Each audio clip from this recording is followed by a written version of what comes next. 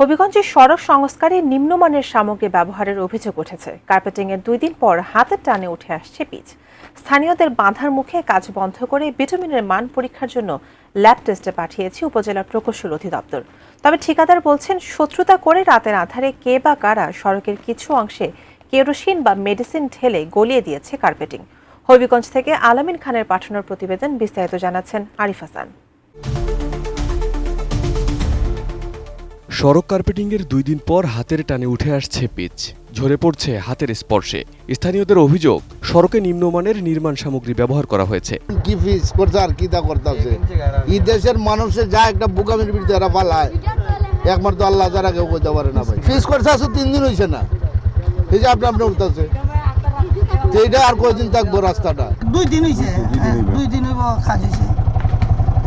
তো কাজ হয় না, ফিজের মোটামুটি টেম্পার গেছে, এই কারণে ফিজ উঠেছে। 3-4 দিন হলো কাজ করলো, এবারে তো এখান থেকে উঠে গেল, ওইদিকে উঠে গেল, এটা তো দেখাই যাচ্ছে ওপেন। হাত দিয়ে টান দিলে তো ওঠার কথা না, যে কাজটা সঠিক হয় নাই তাই উঠে যাচ্ছে।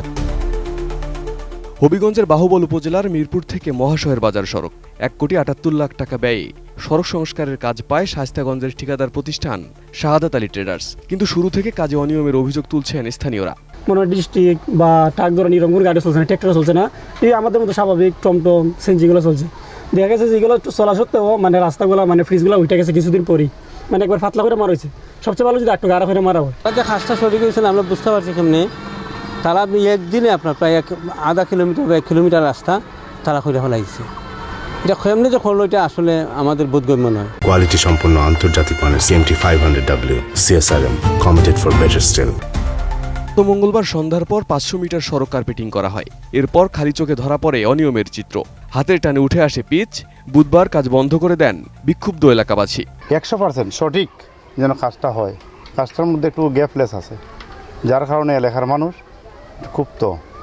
এটার মধ্যে দেখেন দিতে ছিল বাইঙ্গা কোয়া, ভালো কোয়া, এটা 2 নম্বর কোয়া দেওয়া হয়েছে। জানি নিচে কোনো তেল দিছে না, তেল না দিয়ে এটার উপরে মাইরা দিছে। কি মাইরা দিছে? ওই উপরে যা ফিস মাইরা দিছে, গাড়ির যে রাস্তায় কাজ করে উপরে এইভাবে ওই ফিসকা, নিচে তেল দিছে না।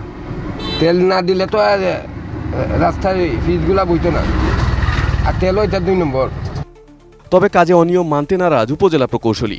যদিও অভিযোগের ভিত্তিতে বিটুমিনের মান পরীক্ষার জন্য ল্যাব টেস্টে পাঠানোর কথা জানান তিনি। কাজে কোনো অনিয়ম হয় নাই বা কোনো কিছু হয় নাই, কেন কাজ তো কেবল শুরু হয়েছিল।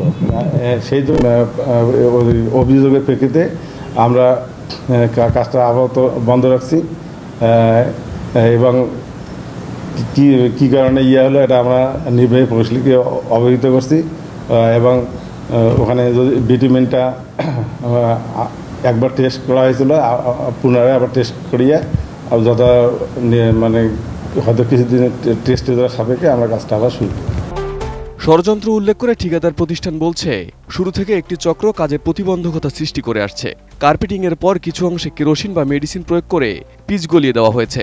কেরোসিন বা ডিজেল দিয়া রাত্রে বেলা এটা গরম করে রাখি, তুলে তুইছে আর কি, মানে হাতে 2টা বইব, 2 হ্যান্ডি মিলে ভাই একটা বইব, জায়গাটা তুললে ওই একটা আগে অনেকেই ফুলের থেকে অনেকে বিরোধিতা করতেছে, অনেক দুষ্টামি করতেছে, বুঝছেন। এটা অফিস অবগত আছে, আমি এই কারণে এটা ভালো করে করতেছি, কোনো গ্যাপ রাখতেছি না।